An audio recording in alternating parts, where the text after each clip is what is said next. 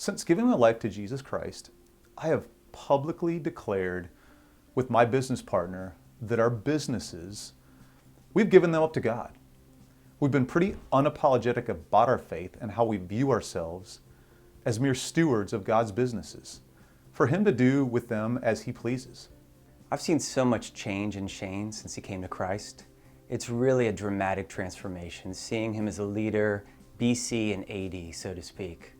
I'm proud of his growth and faith. Last year, when a C12 board came on site to do some interviews before his CBP, I was one of the 3 guys they asked for some 360 feedback on Shane. One of the questions was, does Shane have any blind spots or weaknesses that threaten his effective Christian leadership?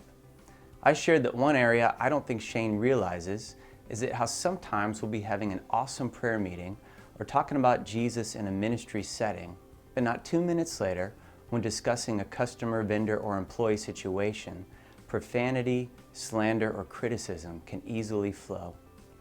It's like a 180 happens in his tone and language.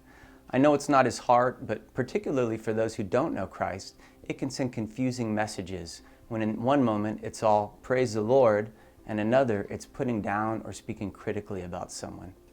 I know Shane doesn't mean to create this disconnect, but it's a blind spot that can really be a roadblock for others watching and listening to him who may wonder, which is the real Shane?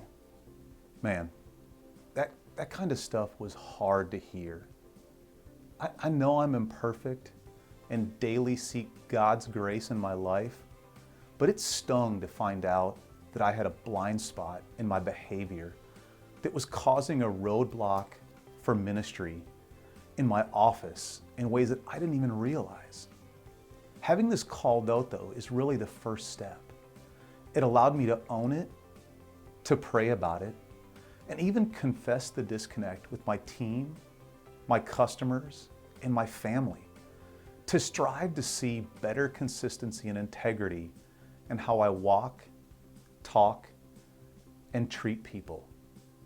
Hopefully, if I walk it out with humility and honesty about it, God will use it to even further testify to it not being about Shane Pulver. It's about Jesus Christ. That's the point of this anyway. I just don't want to get in the way of people seeing Him in me. It's pretty easy to be perceived as a Pharisee, which is probably why Jesus spent so much time talking against that lifestyle.